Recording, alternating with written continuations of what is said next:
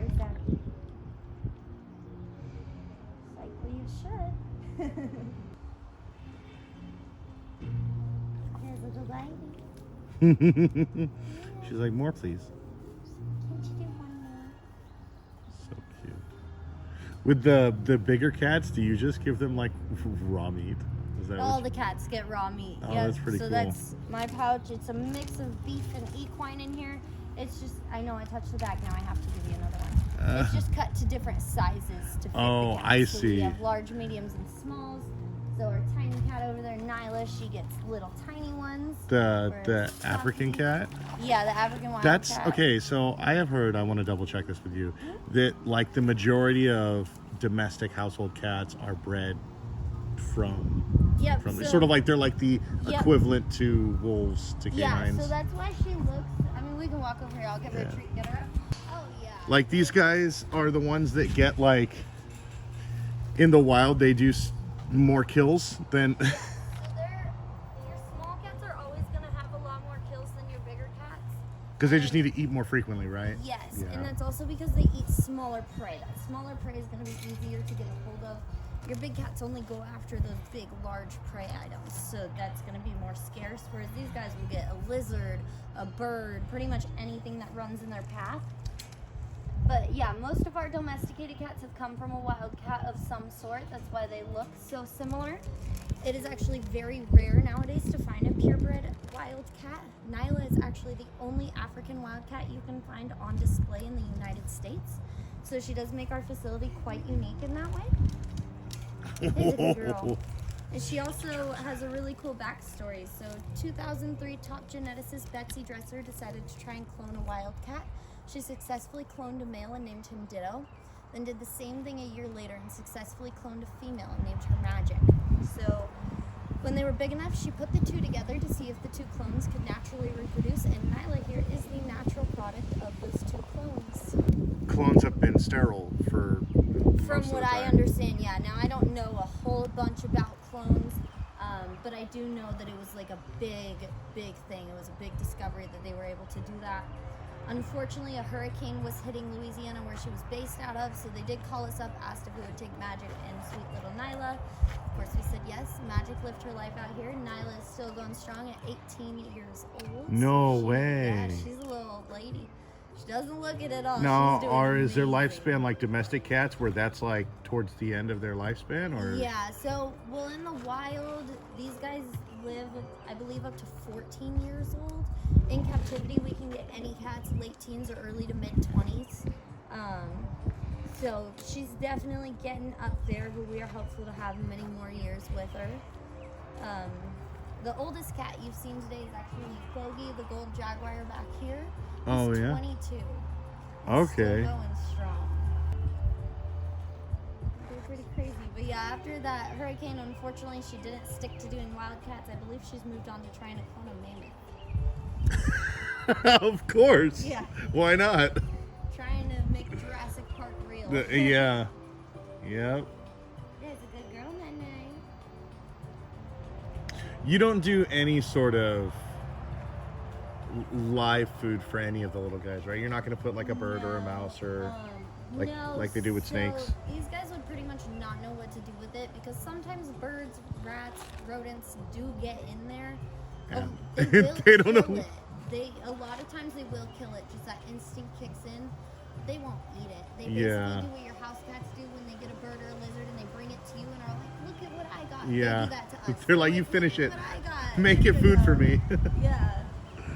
'Cause, Aw. I mean, we feed them birds and mice and stuff, but the birds, we pluck all the feathers off, you know what I mean? So Yeah. they didn't have their mamas in the wild to teach them to do everything, because even their mamas were born into captivity, so they just wouldn't really know what to do with it. That's fair.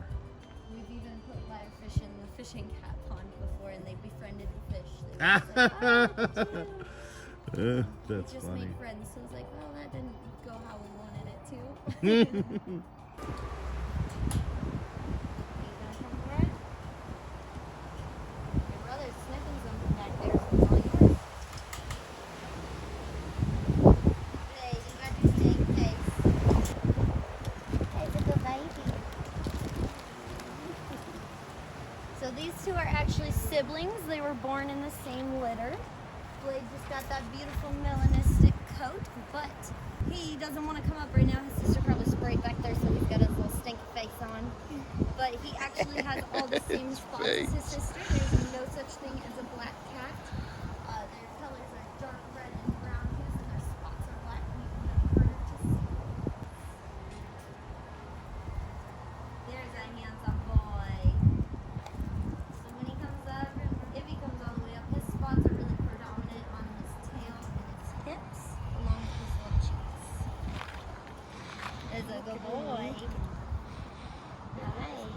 This one is Cora, and then her brother Blade is the black one. You can see that Blade is actually a lot bigger than his sister Cora, because your males are going to be about 10 to 30% larger in the pack. So they just have a great connection there. I'm still building it.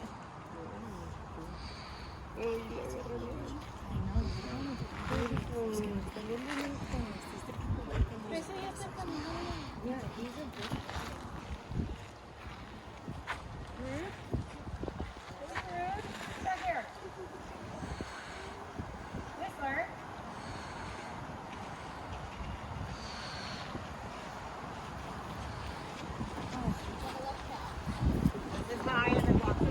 Just give him a cardboard box, he'll be fine, right? This is true. They do like their boxes. What is the difference between like conservation versus what was the other terms that? Conservation, non-profit, sanctuary. Yeah, sanctuary. Are these all different types of things? Are they the same words for? So what is they're all this? different, and they all also singularly will have different meanings in that, depending on if you have a good place or a bad place. Conservation can take on many different definitions. It can be the education of these animals, talking about what's going on with them in the wild, their stats, their statistics, things like that, how they're losing their habitats, what people can do for that. So that's the educational side of conservation. There's also the monetary form of conservation, where you can donate to a million great programs that are out there that are actually boots on the ground, doing the work, educating people in the areas where these animals are found. And there's also programs where you donate to organizations that study and research these animals for science, for educational purposes, again, so we get those stats and statistics back to educate people. So that's, conservation's a big, huge thing as a whole. Now, if you look at something like a sanctuary, that ideally, a good sanctuary is one that rescues animals from either bad situations, be it abusive situations, illegal pet trade, circuses, or even animals that just don't get the proper care in an actual facility. Would you two stop it? Oh, siblings.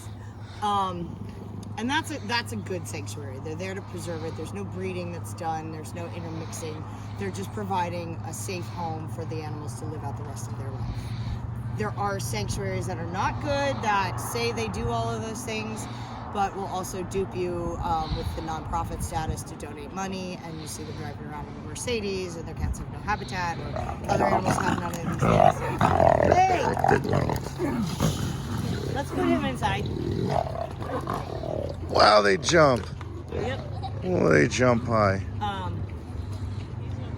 Now, as far as a nonprofits, for example, we're in the process of turning over into being a nonprofit. Right now, we are a for-profit. Everything that comes into the park, however, goes back to the animals. Some businesses don't do that. They're all about exploitation and, charging money for cub petting, pictures, all of these other things, and all the little extras that you do so that someone can become rich and drive a Mercedes. Then there are the facilities that, like us, even though we are for-profit, if you see my boss walking around, he's still wearing the same pants from the 1970s.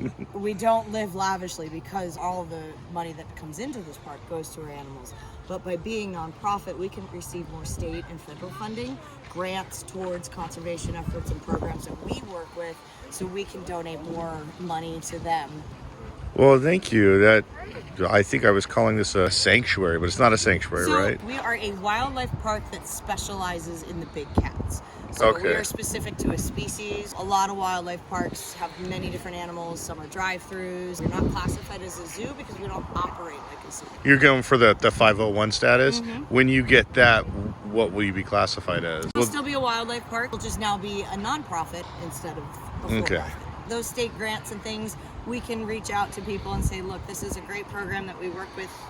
Right now we work with the Wildcat Research Project in Belize, in Costa Rica. We only can afford maybe $500 a year to donate, and they do amazing things. They track ocelots, they track margays, jaguars. They really do a lot of great things, but we would like to be able to provide more for them. And so by doing this, we can get those grants and solicit donations to send to those programs, and then people can write that off as a tax return. All right. Well, I really appreciate you because I knew there was a difference, and I kept interchanging what I was calling it, and I have no idea what it was. That's so. what we're here for. So by all means, if you have any questions, do not hesitate to ask any of us. Awesome. Thank you so You're much. very welcome. Enjoy yourself.